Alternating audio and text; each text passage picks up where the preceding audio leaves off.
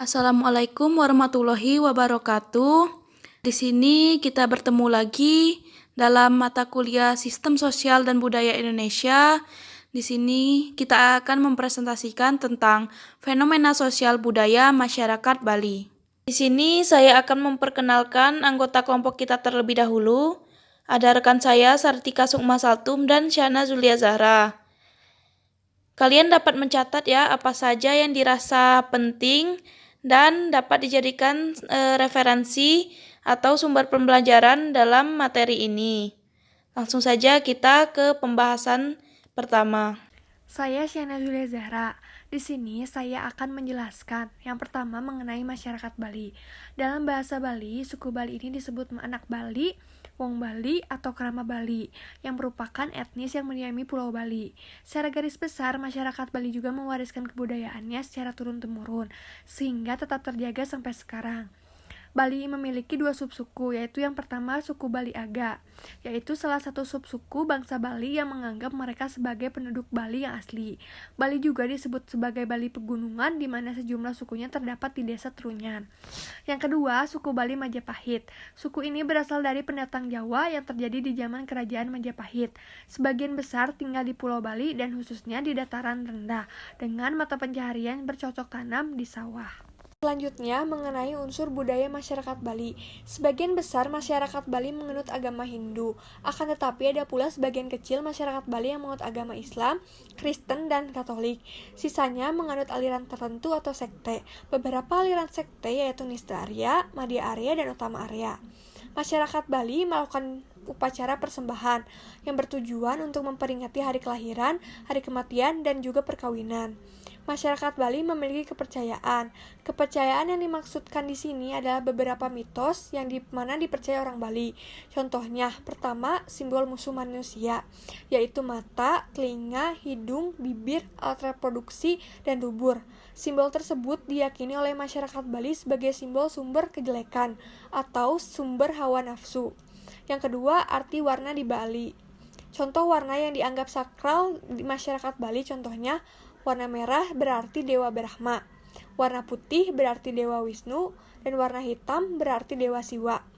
Yang ketiga, 4 tingkat kehidupan manusia. Yang pertama, Brahma Larik Asrama, yaitu masa di mana seseorang masih menuntut ilmu. Yang kedua ada Griya Hasta Asrama, masa di mana seseorang sudah berumah tangga. Yang ketiga ada Wana Prasta Asrama, yaitu masa di mana seseorang sudah bekerja. Dan Sanyasid, yaitu masa di mana seseorang sedang mempersiapkan kematiannya. Yang keempat ada Leak, yaitu ilmu hitam yang digunakan oleh orang Bali tertentu. Yang mana sebenarnya leak ini adalah ilmu yang baik dan untuk kebaikan seperti menolong seseorang. Namun ilmu ini disalahgunakan untuk berbuat kejahatan. Selanjutnya ada Bali Dupa atau disebut Pulau Persembahan Sesaji yang bertujuan untuk memuja Tuhan, dewa, dan para leluhur hingga nenek moyang. Dan tempat pemujaan itu disebut pura.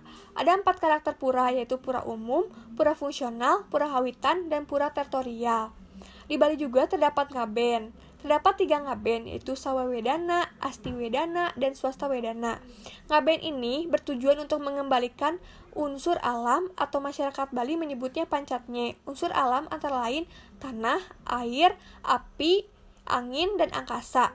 Di Bali juga terdapat hari-hari suci. Yang pertama itu ada Galungan, yaitu hari suci agama Hindu yang merayakan kemenangan Dharma melawan Adharma. Galungan ini ditutup oleh Hari Raya Kuningan yang dirayakan 10 hari setelah Galungan. Pada Hari Raya Kuningan, arwah para leluhur kembali ke surga, sehingga saat Kuningan berakhir, dekorasi Hari Raya ditinggalkan. Yang ketiga ada Saraswati, adalah hari raya terbesar kedua setelah Galungan. Saraswati ini berarti Hari Raya Ilmu Pengetahuan. Tujuannya untuk mensyukuri anugerah Tuhan atas kemampuan mereka memahami alam, membaca, dan menulis.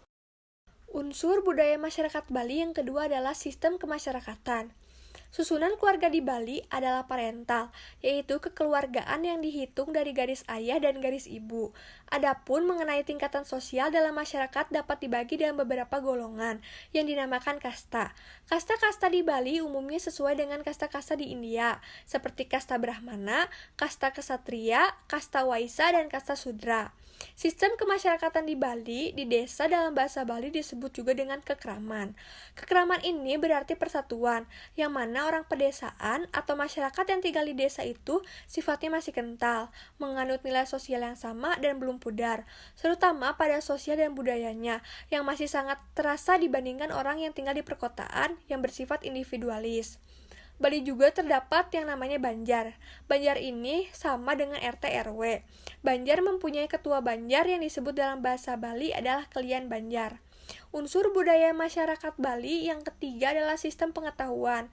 Melalui media bahasa Sangsekerta dan Jawa kuno, masyarakat Bali memiliki berbagai sistem pengetahuan yang bersumber dari agama Hindu dan budaya India.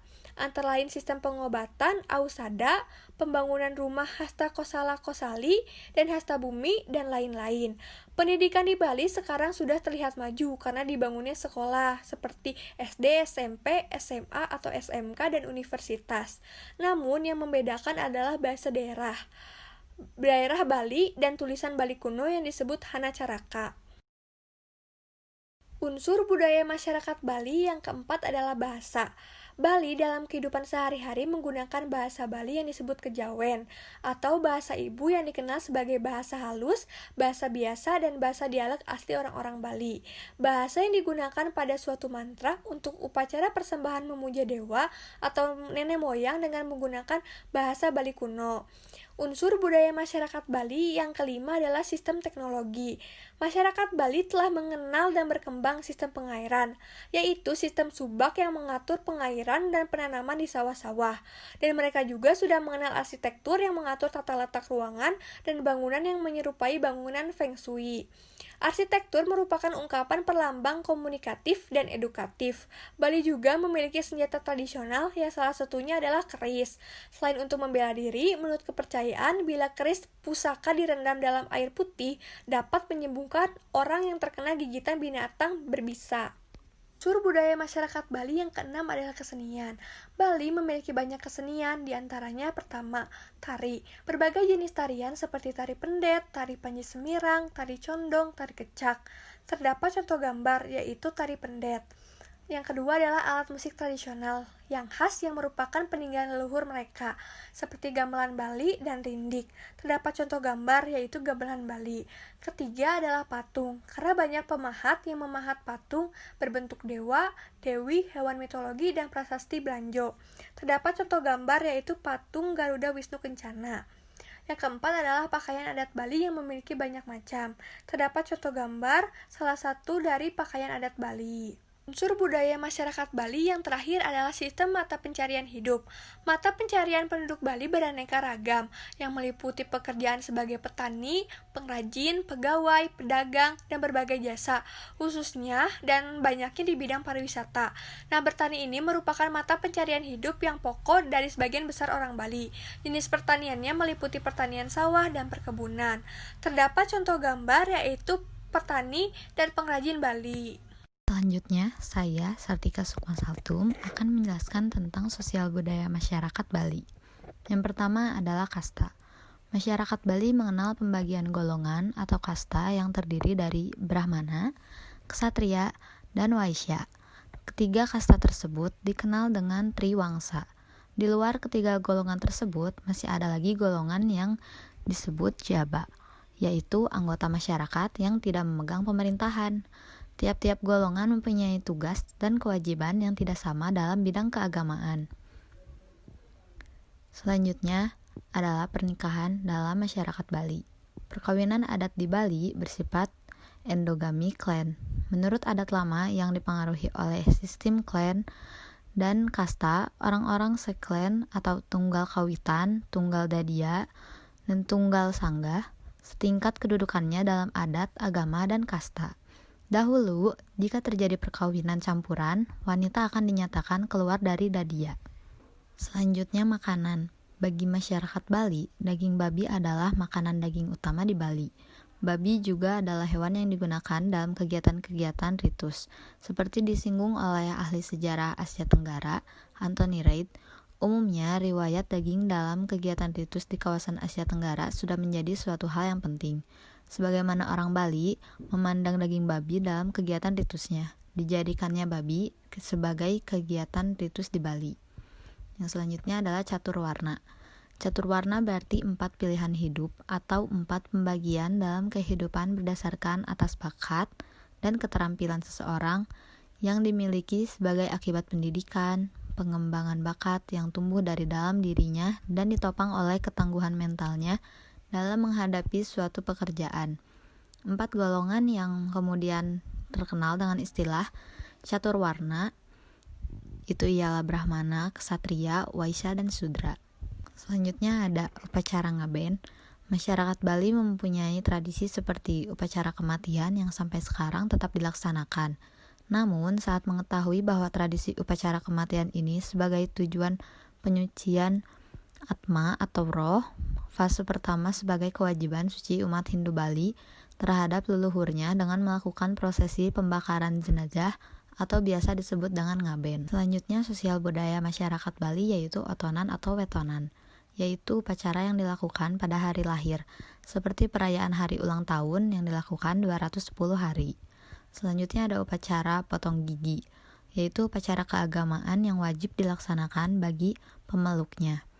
Upacara ini dilakukan pada pemeluk yang telah beranjak remaja atau dewasa, bagi wanita yang telah mengalami menstruasi, dan bagi pria yang telah memasuki akil balik.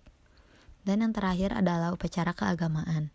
Upacara keagamaan yang dilakukan dalam agama Hindu Dharma berkolaborasi dengan budaya lokal ini menjadi kekayaan dan keunikan yang hanya ditemukan di Bali. Selanjutnya, saya Nike Natasha akan menjelaskan tentang potensi positif masyarakat Bali dalam mewujudkan integrasi nasional. Sebagaimana yang kita ketahui bahwa masyarakat Bali memiliki berbagai potensi positif yang dapat dikembangkan dalam membantu mewujudkan integrasi nasional.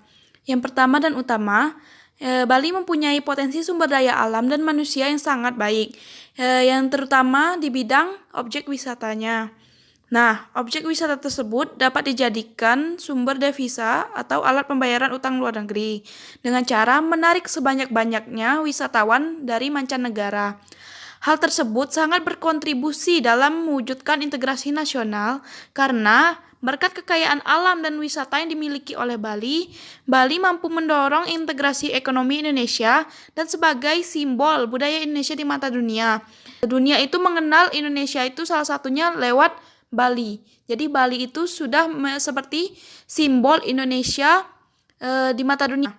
Nah, selain itu, masyarakat Bali juga memiliki sikap yang ramah dan baik, sehingga membuat budaya Bali mampu diterima oleh seluruh suku bangsa Indonesia yang dimana berbagai macam suku bangsa tersebut beraneka ragam karakternya. Berbicara tentang objek wisata Bali, di sini dapat kita lihat bahwa Bali memiliki banyak sekali objek wisata terkenal yang dapat mendukung dalam mewujudkan integrasi nasional. Salah satunya ada Pantai Kute, Tanah Lot, Pura Ulun Danu Beratan Bedugu, dan Bali Safari and Marine Park.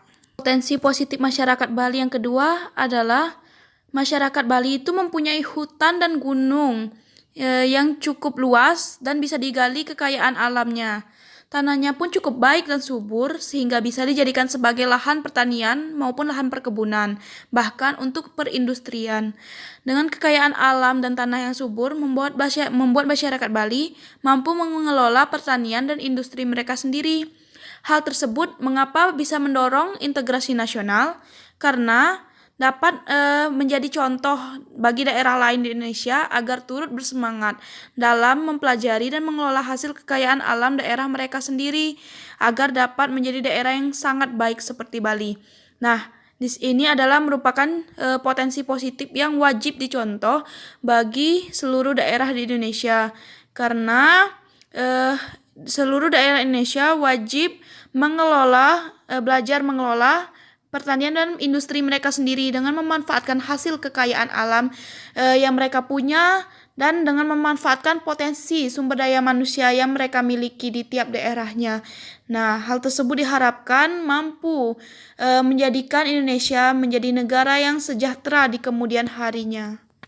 Potensi positif masyarakat Bali yang terakhir adalah masyarakat Bali memiliki banyak tradisi dan budaya.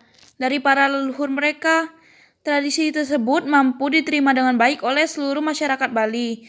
Nah, di dalam masyarakat suku Bali itu tidak hanya terdapat satu atau dua tradisi atau kebudayaan saja, tetapi ada banyak sekali tradisi dan kebudayaan di dalam masyarakat Bali. Nah, mereka itu saling bertoleransi dan menghormati tradisi budaya mereka, serta menjadikannya potensi untuk dikenal oleh seluruh dunia. Nah, dengan banyaknya tradisi dan budaya yang ada di dalam masyarakat Bali itu bukanlah menjadi suatu permasalahan bagi mereka, tetapi membuat mereka bangga dan bersemangat dalam mempromosikan budaya mereka agar dikenal di seluruh dunia. Hal tersebutlah yang menjadikan masyarakat suku Bali menjadi contoh atau cerminan bagi masyarakat lainnya di Indonesia, agar saling bersemangat dalam bertoleransi serta menghormati keberagaman tradisi dan budaya bagi masyarakat suku lainnya di Indonesia dalam rangka mewujudkan integrasi nasional tadi. Nah, ini juga merupakan hal yang baik ya, karena Indonesia di dalam satu suku saja di Indonesia terdapat berbagai macam tradisi dan kebudayaan, apalagi ada banyak sekali suku-suku di Indonesia. Nah, sebenarnya masih banyak potensi positif masyarakat Bali yang lainnya, tetapi di sini saya hanya menjelaskan 3 potensi positif utamanya saja. Cukup sekian presentasi dari kita. Semoga presentasi ini dapat memberikan manfaat dan sebagai sumber tambahan pengetahuan bagi kita semua. Dengan adanya video ini, diharapkan mampu menambah kecintaan kita terhadap Indonesia, terutama Bali yang merupakan salah satu ikon Indonesia di mata dunia. Apabila terdapat kesalahan, mohon dimaafkan. Sampai jumpa semua. Wassalamualaikum warahmatullahi wabarakatuh.